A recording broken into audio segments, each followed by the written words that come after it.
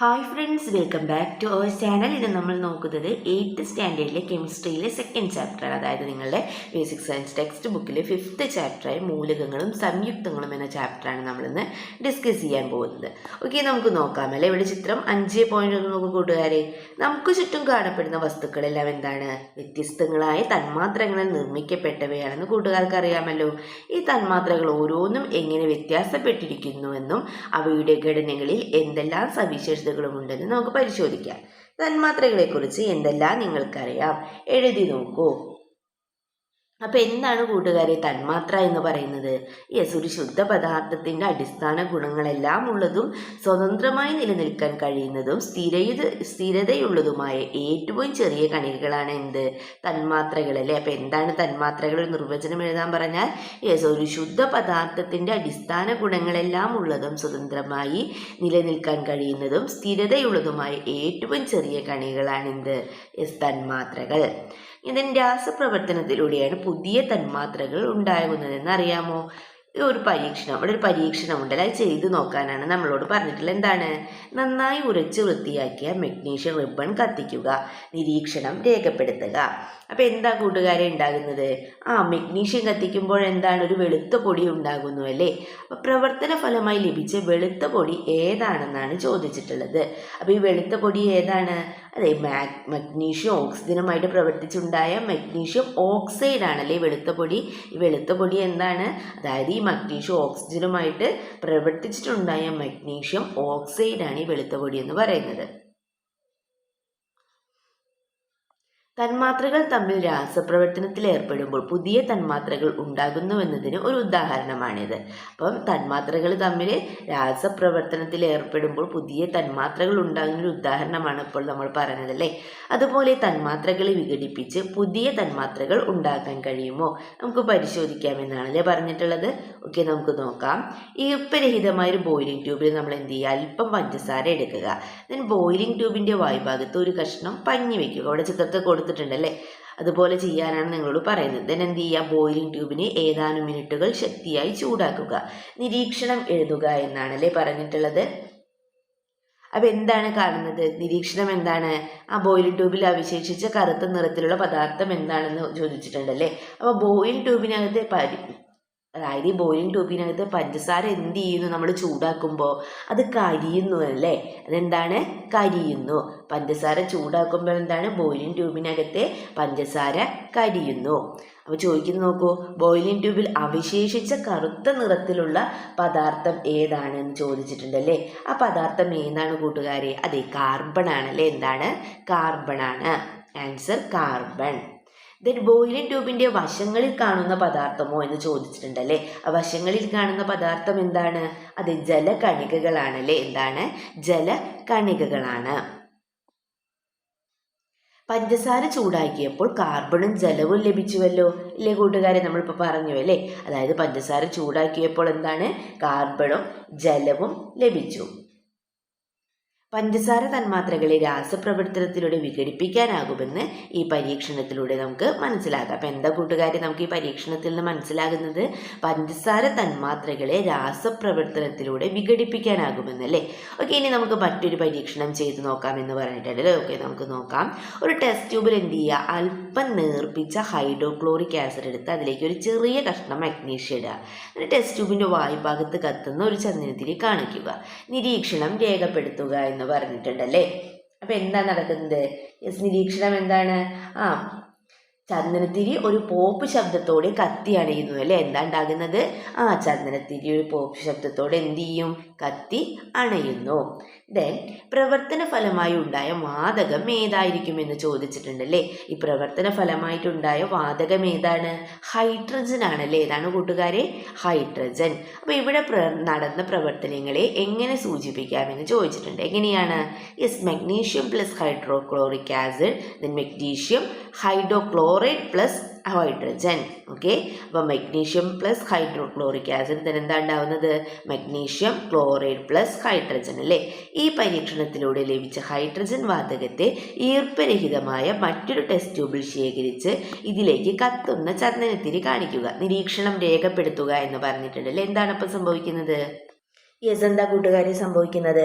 ചന്ദനത്തിരി എന്താണ് ഒരു പോപ്പ് ശബ്ദത്തോടെ കത്തുമ്പോൾ ടെസ്റ്റ് ട്യൂബിന്റെ വശങ്ങളിൽ എന്ത് കാണാം? നമുക്ക് ജലത്തുള്ളികൾ കാണാമല്ലേ? ഓക്കെ, ദെൻ ടെസ്റ്റ് ട്യൂബിന്റെ വശങ്ങളിലെ ജലത്തുള്ളികളുടെ സാന്നിധ്യത്തിൽ നിന്ന് എന്ത് മനസ്സിലാക്കാം? എന്താ കൂട്ടുകാരി നമുക്ക് ഇതിന്ന് മനസ്സിലാക്കാൻ സാധിക്കുന്നത്? അതെ, ഈ പരീക്ഷണത്തിൽ എന്താണ്? ഈർപ്പരഹിതമായ ടെസ്റ്റ് ട്യൂബിൽ ശേഖരിച്ച ഹൈഡ്രജൻ ഓക്സിജനുമായിട്ട് പ്രവർത്തിച്ച് എന്തുണ്ടാകുന്നു? യെസ്, ജലം ഉണ്ടാകുന്നു അല്ലേ? എന്താണ് ഈ പരീക്ഷണത്തിൽ ഈർപ്പരഹിതമായ ടെസ്റ്റ് ട്യൂബിൽ ശേഖരിച്ച ഹൈഡ്രജന് ഓക്സിജനുമായി പ്രവർത്തിച്ച് ജലം ഉണ്ടാകുന്നു. അപ്പോൾ ഹൈഡ്രജൻ പ്ലസ് ഓക്സിജൻ, ഇതിനെന്താ ഉണ്ടാവുന്നത്? ജലമല്ലേ? ഓക്കെ, ഹൈഡ്രജൻ പ്ലസ് ഓക്സിജൻ ജലം. നെക്സ്റ്റ് ഹെൻറി കാവൻഡിഷിനെ കുറിച്ചിട്ടാണ് കൊടുത്തിട്ടുള്ളത്. അദ്ദേഹം എന്താ പറയുന്നത്?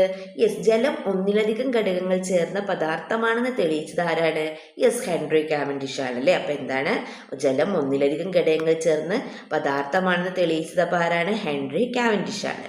ഹൈഡ്രജൻ വാതകത്തെ ഓക്സിജനിൽ ജ്വലിപ്പിച്ച് നടത്തിയ പരീക്ഷണമായിരുന്നു ജലത്തിന്റെ ഘടകങ്ങളെ കുറിച്ചുള്ള അറിവിലേക്ക് ശാസ്ത്രലോകത്തെ നയിച്ചത്. ഹെൻറി കാവൻഡിഷിന്റെ ഫോട്ടോ ഒക്കെ കൂട്ടുക കണ്ടല്ലോ. ഓക്കെ, ദെൻ സർ ഹംഫ്രി ഡേവിയാണല്ലോ ഇനി നോക്കാനുള്ളത്. അദ്ദേഹത്തെ കുറിച്ച് നോക്കൂ. 1806 ഹംഫ്രി ഡേവി ജലത്തിലൂടെ വൈദ്യുതി കടത്തിവിട്ടാൽ അതിനെ ഹൈഡ്രജനും ഓക്സിജനുമായി വിഘടിപ്പിക്കാമെന്ന് കണ്ടെത്തി. അപ്പൊ 1806 എന്താണ്? സർ ഹംഫ്രി ഡേവി ജലത്തിലൂടെ വൈദ്യുതി കടത്തിവിട്ട എന്താണ്? അതിനെ ഹൈഡ്രജനും ഓക്സിജനുമായി വിഘടിപ്പിക്കാമെന്ന് കണ്ടെത്തി.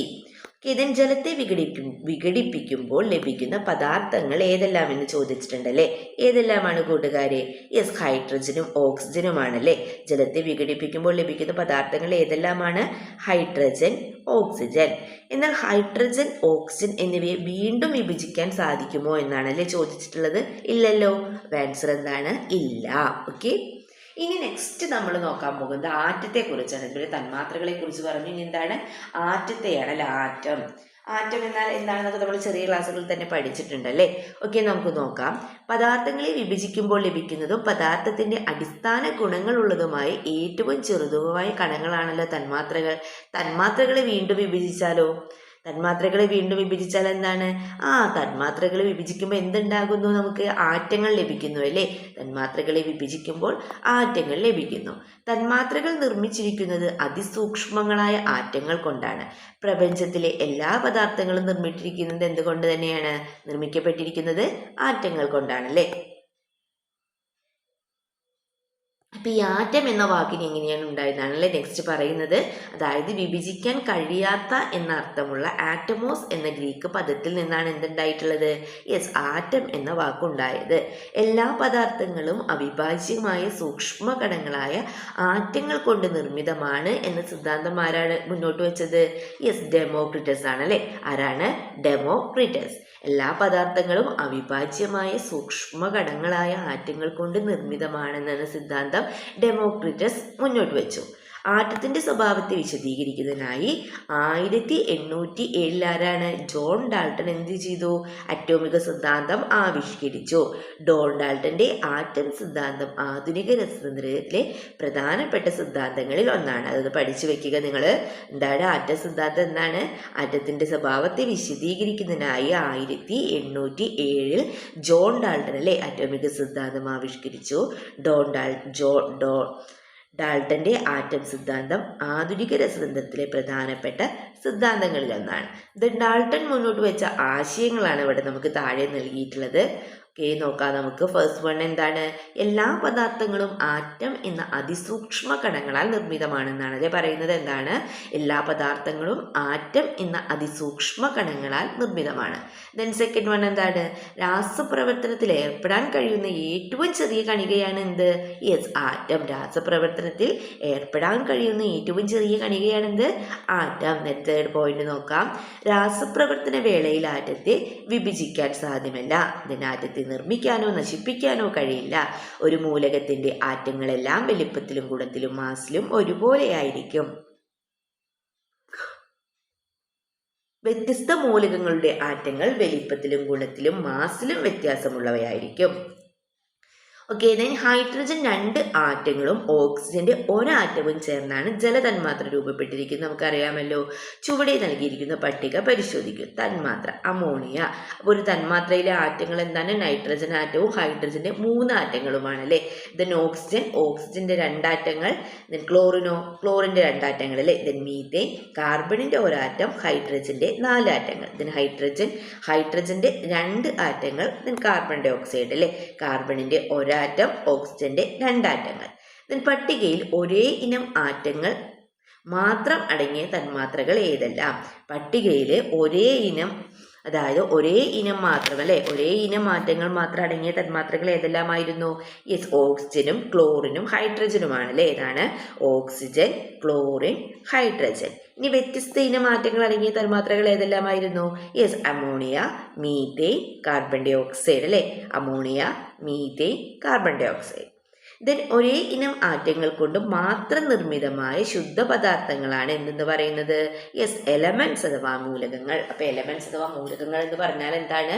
ഒരേ ഇനം ആറ്റങ്ങൾ കൊണ്ട് മാത്രം നിർമ്മിതമായ ശുദ്ധ പദാർത്ഥങ്ങളാണ് എന്തെന്ന് പറയുന്നത്? മൂലകങ്ങൾ എന്ന് പറയുന്നത് അല്ലേ.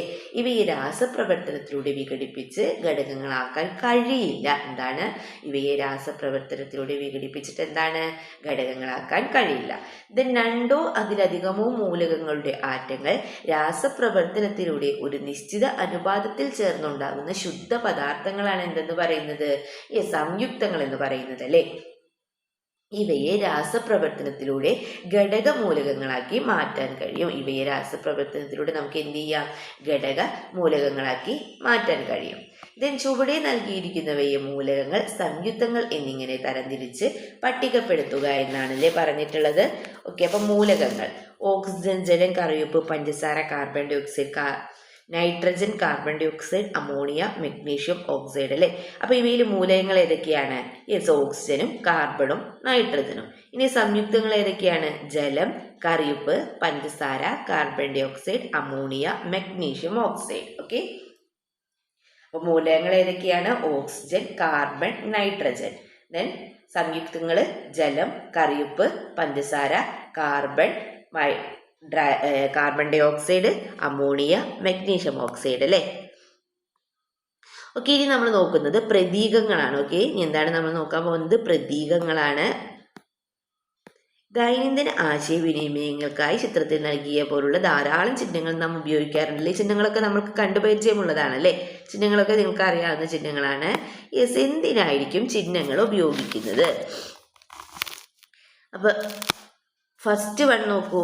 ഇതിലെ നോക്കൂ.